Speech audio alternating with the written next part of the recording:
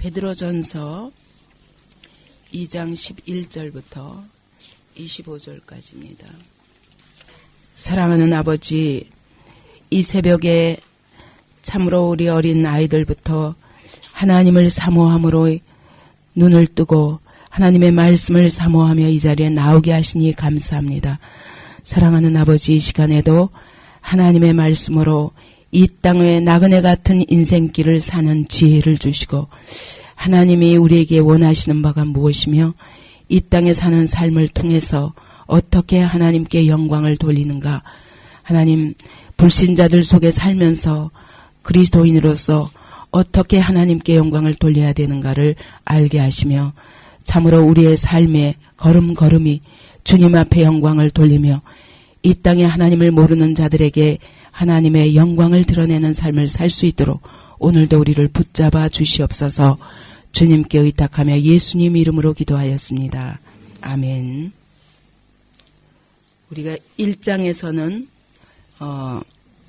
그리스도인들이 왜 이 땅에 살면서 고난을 당하게 되는가, 하나님이 왜 그리스도인들의 고난에 대해서 외면하시는 것 같이 느껴지는가, 이 베드로전서를 받을 수밖에 없는 상황이 그때 네로 황제와 같이 핍박하는, 그리스도인들을 이유 없이 핍박하는 그런 상황 속에서 이런 고난들을 하나님이 어떻게 생각하시고 우리에게 왜 이렇게 허락하시는가, 이런 생각을 할 때 이것은 믿음의 시련이다. 이렇게 해서 믿음이 연단을 받으며 결국은 주님이 재림하시는 날 우리에게 영광과 존귀를 얻게 하기 위해서 하나님이 믿음을 연단하시는 것이다. 이것을 통해서 더 우리의 성품과 우리의 믿음이 더 깨끗하고 그리고 견고하게 세워진다고 말씀하셨습니다. 그리고 2장에 와서는 2장 전체에서 우리의 삶의 모본인 그리스도도 바로 이 땅에서 고난받는 삶을 사셨다. 예수께서 가신 길을 우리도 겪을 수밖에 없는데, 사실 세상이 그리스도를 미워한 것은 그리스도께서 정말 죄를 미워하시고 그리스도께서 의를 말하시기 때문에, 빛이시기 때문에 어둠의 세상이 빛이신 주님을 미워했습니다. 그러니 우리가 그리스도인, 진정한 그리스도인이라면 그리스도의 빛이 우리 안에 있을 수밖에 없고 우리 안에 있는 빛 때문에 세상이 우리를 미워하게 되는 것입니다. 그러나 이런 속에서 우리가 분명히 생각해야 될 것이 어저께 우리가 보았던 말씀처럼 너희는 이 땅에서 왕같은 거룩한 제사장으로 사는 것이다. 그래서 세상의 죄악에 대해서 하나님 앞에 고하고 하나님의 뜻에 대해서 세상에 선포하는 그런 거룩한 제사장의 신분으로 하나님이 우리를 부르셨다.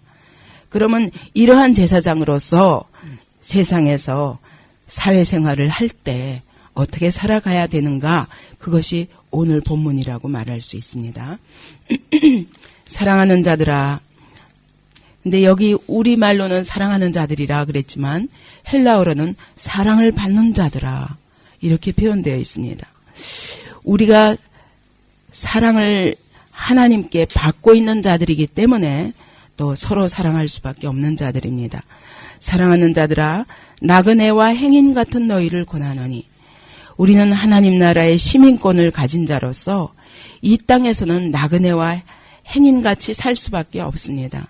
이 땅은 결국 영원히 거할 것이 아니라 우리가 가야 할 본향은 하늘나라다. 그러므로 이 땅에서 나그네와 행인같이 살 수밖에 없는, 그러나 이 땅에서 하나님의 선택을 받은 나그네들이다. 그러므로 우리는 영혼을 거스려 싸우는 육체의 정욕을 제어하라. 여기 보면 영혼과 육체는 싸운다고 말하고 있습니다. 그죠? 이 육체는 타락한 옛 성품을 말합니다. 우리가 이제는 영으로, 성령으로 거듭난 자로서 성령으로 사는 삶을 살아야 되는데 이것에 방해되는 것이 우리 육체입니다. 옛 성품을 가진 타락한 옛 성품의 육체입니다. 늘 이 육체가 성령을 거스려 싸우는 거예요. 우리 영혼 안에 계신 성령을 거스려 싸우니 육체의 정욕을 제어하라. 이것은 이전에 사단에게 속했던 때에 가졌던 욕망과 옛 성품들이니까 이것들을 제어해야 우리 영혼 안에 계신 그런 성령께서 날마다 우리를 권고하시면서 그 우리의 새 생명이 자라갈 수 있기 때문에 육체의 정욕을 제어하라. 우리의 최고의 원수는 다른 사람이 아닙니다. 환경이 아닙니다. 오히려 나 자신이 최고의 원수라는 거예요. 우리가 신앙생활 하는 데 있어서 이와 같이 자기를 쳐서 복종시키는 것만큼 승리할 수 있습니다. 근데 이게 어려운 거예요. 그죠? 그러나 성령을 의지하면 쉽습니다. 이 내 육체의 정욕들은 결국 나를 망하게 하는 것이라는 확실한 결론이 나면 우리가 성령께 의지하기만 하면 그분이 우리가 넉넉히 이기도록 도와주십니다. 그래서 성령을 거스리는 육체의 정욕을 제어하지 않으면 나그네와 행인 같은 삶에서 승리할 수 없다. 근데 요한복음에 보면 너희가 정말 나를 사랑하면 나의 계명을 지킬 수밖에 없다고 말씀하십니다. 정말 우리가 주님을 사랑하면 나 육체를 치는 것이 훨씬 쉽고 주님을 따르는 것이 훨씬 기쁩니다. 우리가 이 육체의 정욕을 제어하지 못하면 하나님의 능력을 상실합니다. 주님이 내 안에서 능력으로 역사하실 수 있는데 우리가 내 마음대로 살면 하나님의 성령께서 일하실 수가 없습니다. 근데 자기를 부인하면 내 육체를 제어하면 그러면 하나님의 성령으로 충만할 때 우리 안에 능력과 지혜도 충만하게 됩니다. 이것이 얼마나 우리에게 큰 축복인가를 알면 절대로 육체의 정욕을 제어하는 일이 어렵지 않습니다. 너희가 이방인 중에서 행실을 선하게 가져 너희를 악행한다고 비방하는 자들로 하여금 너희 선한 일을 보고 공고하시는 날에 하나님께 영광을 돌리게 하려 함이라. 너희가 이 이방인 예수를 믿지 않는 자들 중에서 행실을 선하게 가져라.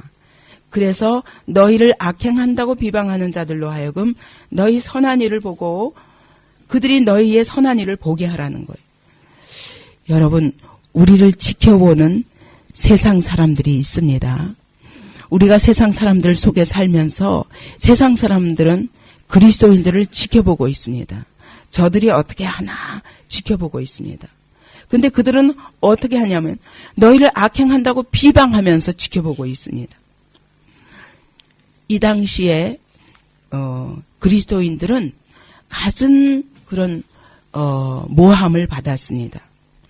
저들이 그리스도인들이 남녀들이 모여가지고 형제 자매 그런다고 그래서 저들은 근친상간하는 자들이다 이렇게 말하기도 하고 성찬식 때 떡을 먹고 이거는 그리스도의 몸이다. 그리고 잔을 마시면서 포도주 잔을 마시면서 이는 예수 그리스도의 피다. 그러니까 이 예수 믿는 자들은 식인종들이다.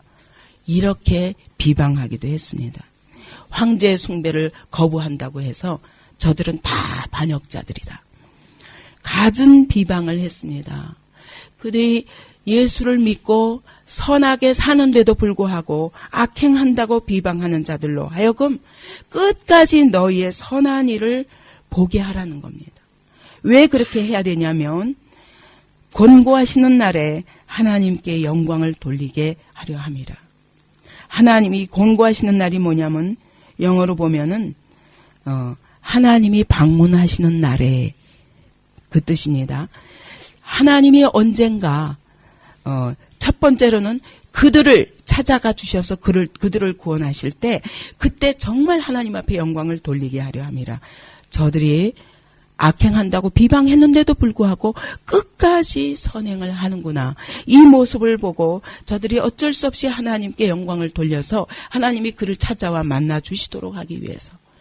그러니까 우리가 전도하는 최고의 방법이 뭐냐면 세상이 우리를 아무리 비방해도 끝까지 하나님의 뜻을 따라 선하게 삶으로 저들이 결국 우리 안에 계신 그리스도 앞에 굴복하게 만드는 것이 진정한 승리라는 거예요. 늘 다른 사람들이, 세상 사람들이 우리를 지켜보고 있다는 것을 의식해야 됩니다. 근데 이걸 하기가 제일 쉬운 게 뭘까요? 네? 이렇게 하기 제일 쉬운 길이 뭘까요? 적극적으로 전도하는 겁니다. 내 입으로 늘 전도를 하고 있으면 여러분, 다른 사람들이 나를 늘 지켜보고 있다는 걸 의식하기 때문에 맨날 입으로 전도하면서 다르게 살 수는 없거든요.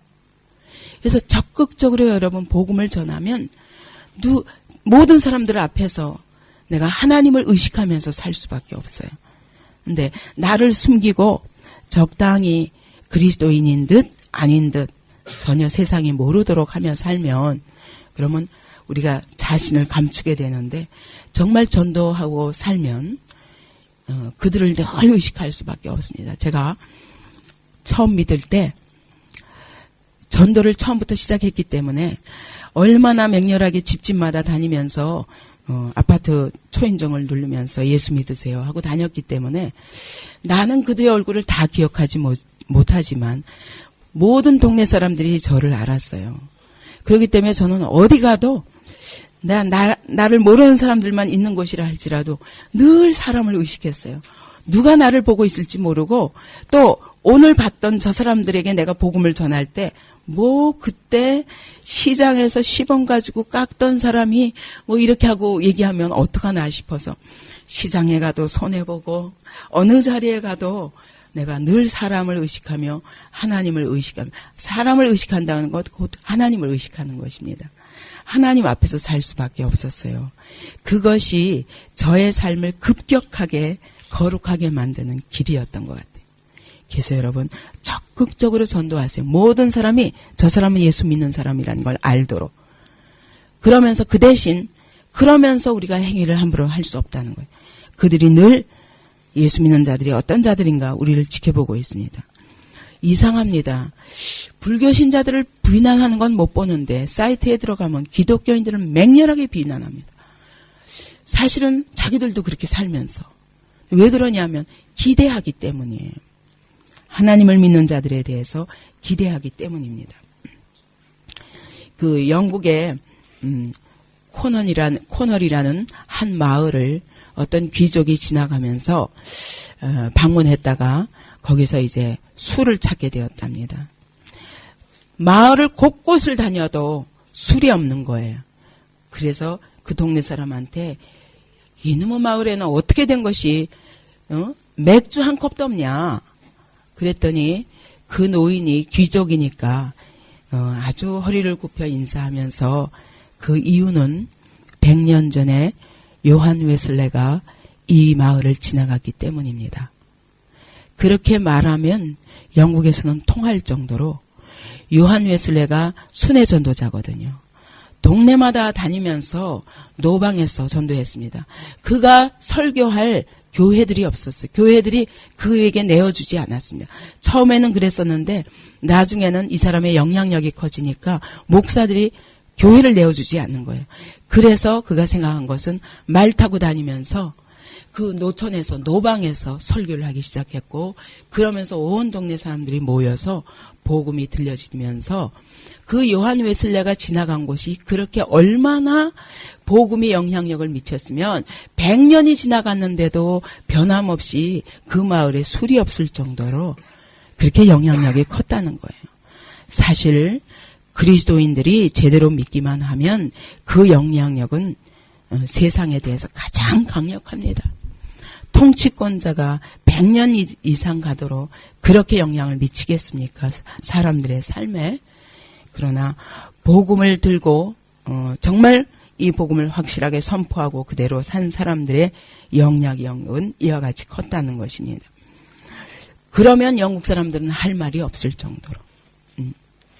제가 그 아틀란타에서 1년 살았는데 그쪽에서도 가는 곳곳마다 그 오래전에 기독교인들의 발자취를 볼 수가 있었어요. 그래서 매우 보수적인 그런 도시였었습니다. 그런데 그때 마틴 루터 킹이 거기 있었고 수많은 그리스도인들이 굉장히 보수적인 신앙을 세워놔서 아주 그들은 미국에서도 보기 드문 그런 믿음의 도시였다고 저는 기억이 됩니다. 이와 같이 그리스도인들이 세상에 대해서 선한 행실로 끝까지 하나님의 약속대로 내 안에 계신 그리스도를 드러내면 세상이 이와 같은 그들의 영향력에 의해서 움직여진다는 것을 기억하라는 것입니다. 그래서 이방인 중에 끝까지 그들이 아무리 비방한다 할지라도 선한 일로 빛을 비추어라. 그리스도를 나타내라. 그러면 그들이 하나님께 영광을 돌리게 될 것이다. 그래서 결국 나그네와 행인 같은 우리의 삶에서 가장 중요한 것은 복음을 전하는 것입니다. 내 복음을 전하는데 입술로만 아니라 너희 삶으로 전하라. 그래서 너희의 행실을 보고 그들이 그리스도 앞에 굴복할 수밖에 없도록 하라. 이것이 11절 12절 말씀입니다. 그러면서 두 번째 그리스도인이 살아야 될 삶이 뭐냐? 순복하는 삶이라는 겁니다. 사회생활 속에서 순복하라는 것입니다. 이 당시 사회 배경은 어떤 배경이냐면 로마의 네로가 로마 시에다가 불을 질러놓고는 그것이 너무너무 이 화재 사건이 커져가지고 많은 사람들의 원성이 들리게 되니까 자기가 한 것을 딱 뒤집어서 그리스도인들이 불을 질렀다. 그러므로 그리스도인들 다 잡아 죽여야 된다. 그리고 원형 경기장에 모아놓고 막 죽이기 시작할 때입니다. 여러분 이런 상황 속에서도 순복해야 됩니까? 이러한 사회에 순복해야 됩니까? 그런데 베드로는 이렇게 이야기합니다. 인간에 세운 모든 제도를 순복하라고 말합니다. 이 모든 제도를 허락하신 분이 하나님이라는 겁니다. 그래서 순복하되 주를 위하여 순복하라는 겁니다. 이 이야기는 두 가지 뜻이 있습니다. 주님을 위하여, 우리의 순종의 동기가 주님을 위하여. 그래서 정부의 세상 권세에게 순복하되 주를 위하여 순복하라. 두 번째로는 주 안에서 순복하라. 그런 뜻이 있습니다. 그죠? 내가 주를 위하여 순복하라는 얘기는 주님을 위한 것이 아니면 순복하지 않을 수도 있습니다. 그죠? 그래서 황제들이 예수 믿지 말라. 그것을 순복할 수는 없습니다. 그러나 그 나머지 모든 것에 대해서는 주님을 위하여 순복하라고 말합니다. 어떤 자들에게 위에 있는 왕이나 로마 황제에게도 순복하라는 것입니다. 혹은 악행하는 자를 징벌하고 선행하는 자를 포장하기 위하여 그에 보낸 방백에게 하라. 그에 보낸 방백이 누구냐면 로마 황제가 보낸 총독입니다. 그들에게도 순복하라. 왜? 이 정부를 세운 것은 악행하는 자를 징벌하고 선행하는 자를 포장하기 위하여 정부가 필요하다는 겁니다. 그래서 선악을 갈라서 사회의 질서를 세우기 위해서 정부 제도도 필요하기 때문에 그 정부의 권세에게 순복하라는 것입니다. 참 이것은 어려운 일이죠. 근데 이 순복하기 위하여 어디까지 해야 됐습니까? 이 당시 사람들은 목숨까지 바쳐야 됐습니다. 이것이 주를 위한 길이라고 말씀하십니다. 우리가 얼마 전에 사무엘 상을 묵상할 때 다윗이 사울에게 어떻게 순복했는가 우리가 보십시다. 그죠? 하나님이 기름 부으신 자기 때문에 자기를 쫓아서 십수년을 쫓아다니는 그렇게 악행하는 사울에 대해서 자기 손으로는 절대로 그를 해하지 않습니다. 고난을 당할지언정. 그것이 바로 그리스도인의 자세라는 것입니다. 그 선행으로 왜 그렇게 해야 하냐면 그 선행으로 어리석은 사람들의 무식한 말을 막으시는 것이라. 그들이 무식하게 알지 못하기 때문에 우리를 비난한다 할지라도 그들의 입을 막는 길은 그들과 몸으로 싸우는 것이 아니라 입으로 싸우는 것이 아니라 선행으로 싸워야 된다는 것입니다. 응? 여기 우리말에는 여기 없지만 곧이라고 되어 있지만 영어나 헬라어로는 왜냐하면 선행으로 어리석은 사람들의 무식한 말을 막으시는 길이 바로 우리가 끝까지 순복하고 선행을 하는 것이라고 말씀합니다. 그들을 침묵케 하는 길이 끝까지 선을 행하는 것입니다. 그래서 로마서 12장에서도 내 원수가 줄이거든 먹이우고 목마르거든 마시우라. 원수에게 그가 배고프면 먹여주고 목말라 하면 마셔줘라. 마시게 하라. 그렇게 함으로 네가 숯불을 그 머리에 쌓아 놓는 것이다. 그래서 악에게 지지 말고 선으로 악을 이기라 말씀하십니다. 그래서 우리 그리스도인들은 어떠한 악에 대해서도 우리가 이기는 길은 선이라는 겁니다. 끝까지 하나님의 뜻을 행하라는 것입니다. 자유 하나 그 자유로 악을 가리우는 데 쓰지 말고 오직 하나님의 종과 같이 하라. 두 번째 이유는 우리가 하나님의 종이기 때문이라는 것입니다. 우리는 자유한 자들입니다. 그들에게 우리가 노예 노릇할 필요 없습니다. 이 당시 그리스도인들이 많은 노예도 있었을 거예요. 그러나 그래서 이제 뒤에 보면은 사환들아 너희 주인에게 순복하라 이런 말씀도 나오는 것입니다. 근데 우리가 자유한 것은 죄로부터 자유지. 예? 죄로부터의 자유지.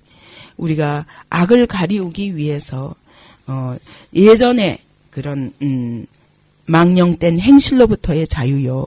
이전에 육체의 정욕을 줬던 데서부터의 자유요. 이전에 죄와 어둠으로부터의 영적인 자유이지 몸의 자유를 말하는 것이 아닙니다.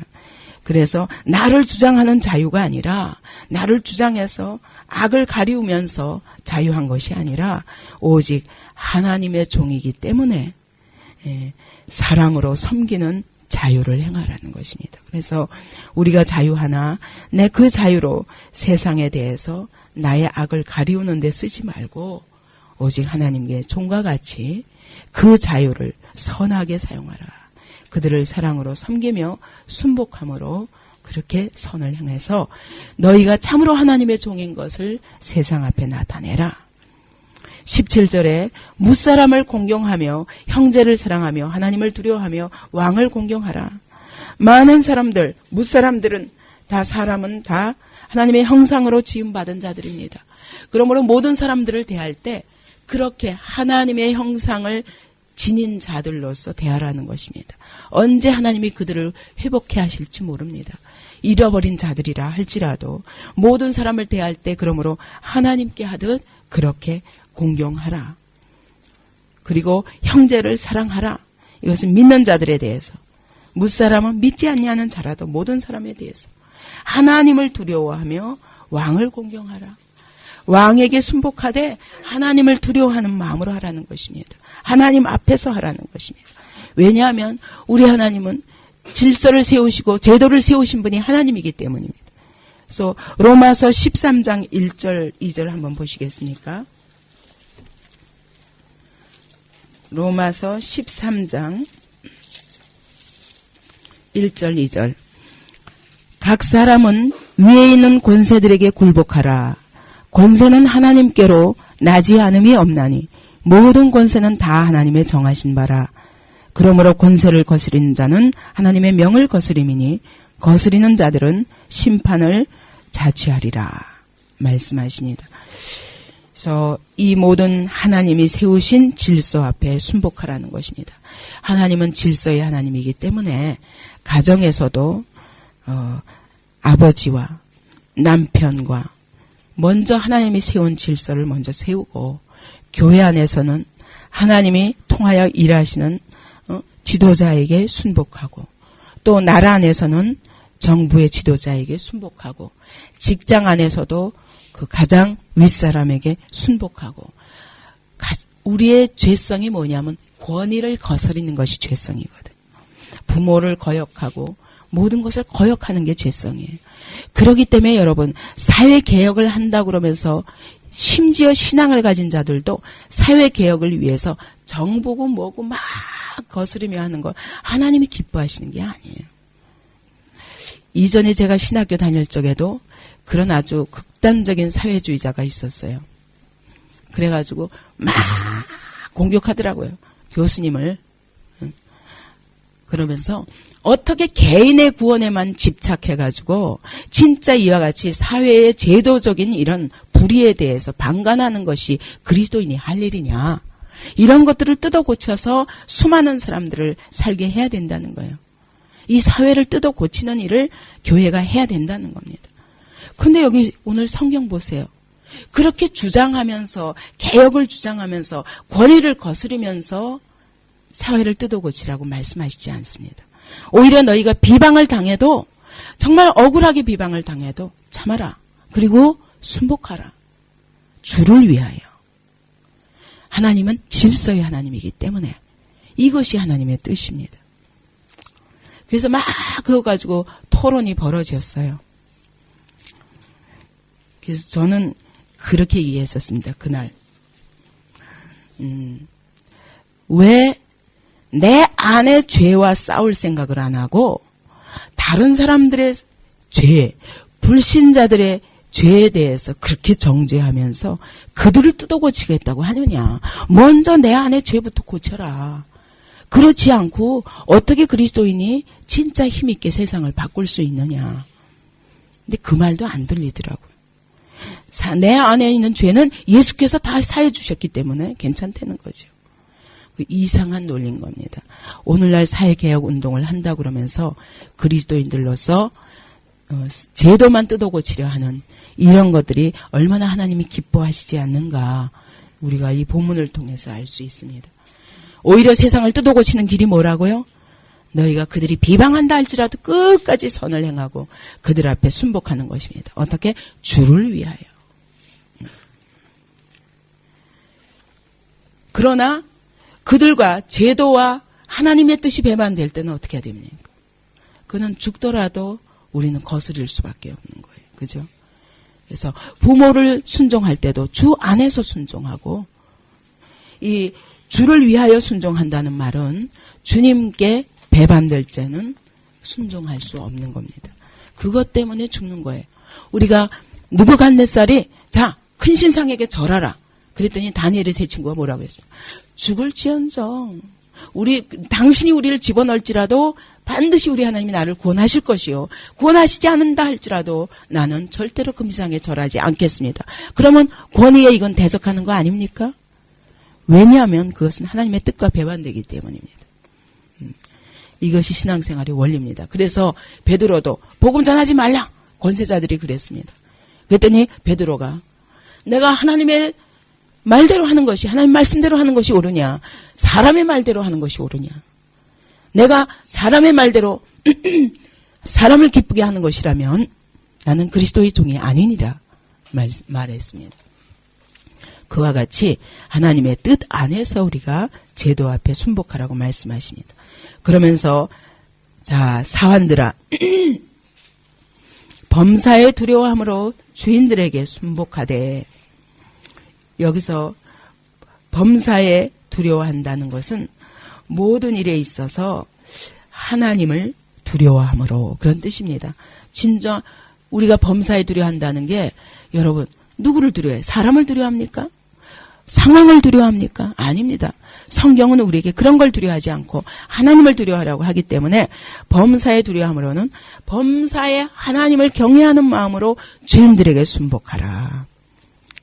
그러니까 근본적으로 하나님의 뜻에 배반되지 않는 한 주인에게 순복하라. 선하고 관용하는 자들에게만 아니라 까다로운 자들에게도 이것은 원어로 보면 굽고 삐뚤어진 걸 말합니다. 그리고 악하게 우리를 괴롭히는 것을 말합니다. 이렇게 굽고 삐뚤어진 자라 할지라도 크게 하나님의 뜻 안에서 그것이 그렇게 구원의 문제와 상관없는 한 하나님의 말씀에 입각해서 그 양심에 배반되지 않는 한 그들에게도 순복하라는 것입니다. 애매히 고난을 받아도 이것은 부당한 고난을 말합니다. 부당하게 고난을 받아도 하나님을 생각함으로 슬픔을 참으면 이는 아름다우나 죄가 있어 매를 맞고 참으면 무슨 칭찬이 있으리요. 예. 우리는 둘 중에 하나라는 거예요. 하나님을 생각함으로 애매한 부당한 고난 앞에서도 참든지 아니면 하나님 앞에 죄 때문에 매를 맞아서 참든지 둘 중에 하나인데 어떻게 참겠냐고요. 그래서 우리가 부당한 고난을 받더라도 하나님 앞에서 하나님을 의식하기 때문에 슬픔을 참으면 이것은 하나님께서 인정하시고 기뻐하시는 것이지만 선을 행함으로 고난을 받고 참는 것이 그것이 아름다운 것이지 죄 때문에 매를 맞고 참는 것은 아무 칭찬이 없다. 우리가 바로 이렇게 살기 위해서 부르심을 입었다는 것입니다. 그리스도께서 우리를 위하여 고난을 받으사 우리에게 한 모델이 되셨다. 본을 끼치셨다. 그러므로 우리도 그 자취를 따라가야 한다고 말씀하십니다. 그분이 사신 그 삶을 우리도 살 수밖에 없다고 말씀하십니다. 그분이 어떻게 고난을 받으시고 어떻게 참으셨습니까? 저는 죄를 범하지 않으셨으나 그 입에 전혀 괴사가 없었습니다. 어쩌고 저쩌고 변명도 아니하시고 묵묵히 마치 털 깎이는 양과 같이 도수장에 끌려가면서도 잠잠히 털도 깎이우고 심지어 칼을 푹 찔러도 아무 반응이 없이 실제로 양을 잡는 것을 몽골 지방에 가서 본 사람들이 이야기하는데 정말 성경 그대로더라는 거예요. 양을 죽이는데 칼을 가지고 푹 찌르는데도 꿈찔하는 소리도 없더래요. 그냥 가만히 있는데요. 제가 직접 안 봤기 때문에 모르지만 찔러도 꿈찔도 안 하고 하는 소리도 없대요. 그냥 가만히 죽는데 찔려서 그냥 도망가고 여러분 개나 무슨 다른 짐승 생각해서 가만히 있어요? 큰일 나죠. 근데 이것은 찔러도 그냥 가만히 죽는데요. 이것이 양인데 그래서 털 깎는 자 앞에 도수장으로 끌려가는데도 전혀 잠잠한 양과 같은 것으로 주님을 비유하십니다. 주님은 끝까지 십자가에 달리실 때까지 아무 침묵하시고 그들을 비난하지 아니하시고 그리고 오히려 비난하고 조롱하고 뿐만 아니라 그 창으로 허리를 찌르고 그를 십자가에 못 박는 그들을 향해서 아버지여 저들의 죄를 사하여 주옵소서.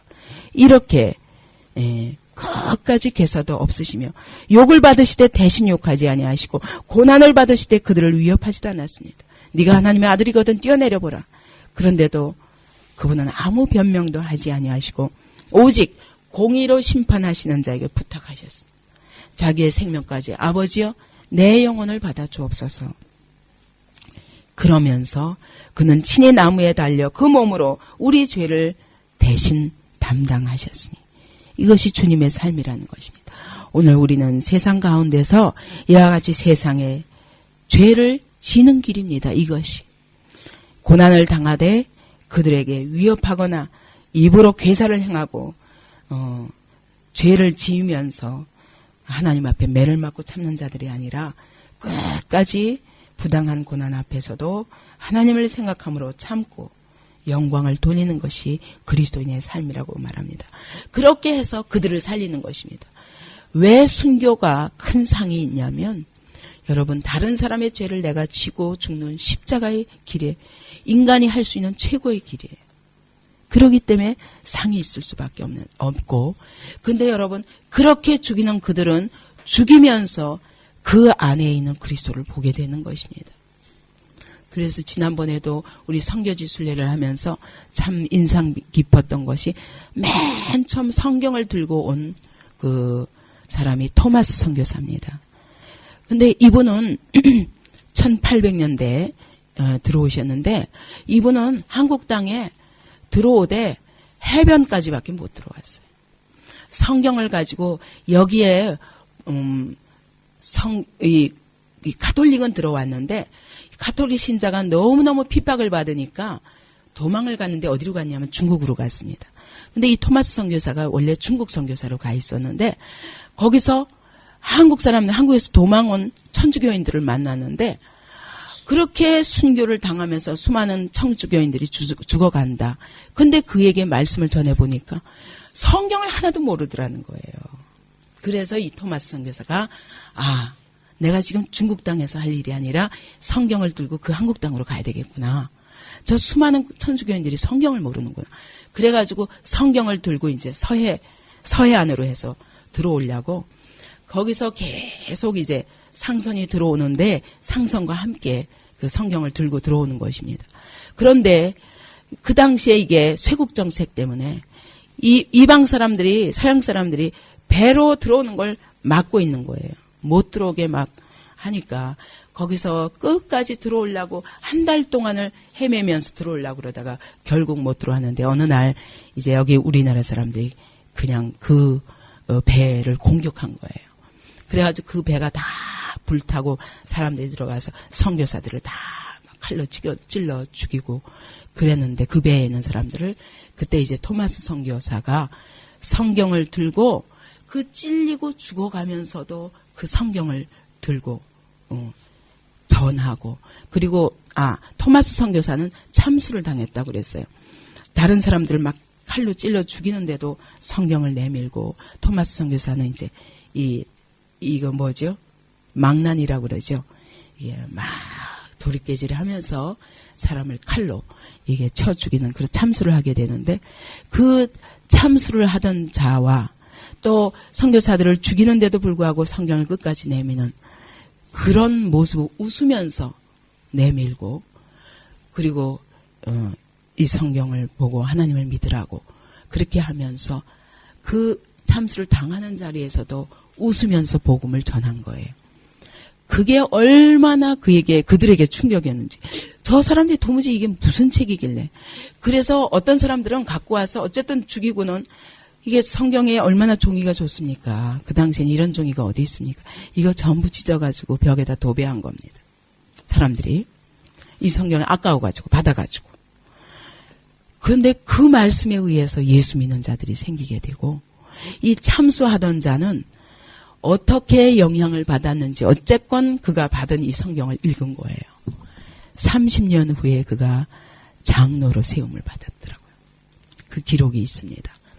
그와 같이 그리스도인들이 순교를 당하면서 죽으면서까지 복음을 전한 것으로 인하여 이 땅에 복음이 들어왔고 수많은 땅에서도 여전히 정말 저들이 믿는 하나님이 살아계신 하나님임을 그들이 최고로 입증을 받는 거예요.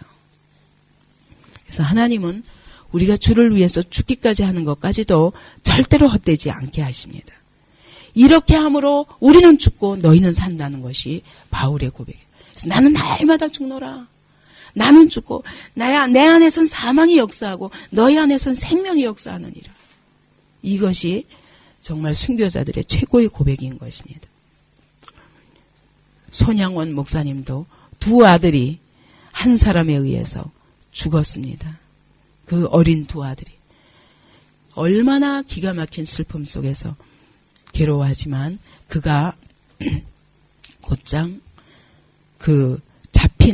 나중에 잡힌 그 공산주의자, 같은 학교의 같은 반 구부였습니다. 그 아이에게 감옥까지 찾아가서 그 아이를 살려내려고. 끝까지 자기 아들을 삼아서 그를 살려냈습니다. 그래서 두 아들 대신에 자기 두 아들을 죽인 그 사람을 자기 아들 삼아서 끝까지 함께 살았습니다. 이런 신앙생활을 우리는 할 수 없지만 그리스도의 사랑이 우리 안에 역사하면 할 수 있습니다. 너희가 전에는 양과 같이 길을 잃었더니 이제는 너희 영혼의 목자와 감독 되신 이에게 돌아와는 바로 이분이 우리의 영혼의 목자요. 이렇게 죽으시고 끝까지 선을 행하신 이분이 우리의 감독 되시니 우리도 그와 함께 그의 삶을 본따라야 된다고 성경은 말씀하시는 것입니다. 오늘 그리스도인의 사회생활에 대해서 주님은 구체적으로 말씀하십니다. 우리는 이 나그네 같은 삶 속에서 끝까지 선을 행함으로 하나님께 영광을 돌려라. 그렇게 해서 저들을 전도하게 된다는 겁니다. 끝까지 세상의 모든 제도 앞에 순복하라. 왜? 주를 위하여. 이것이 주님의 명령입니다.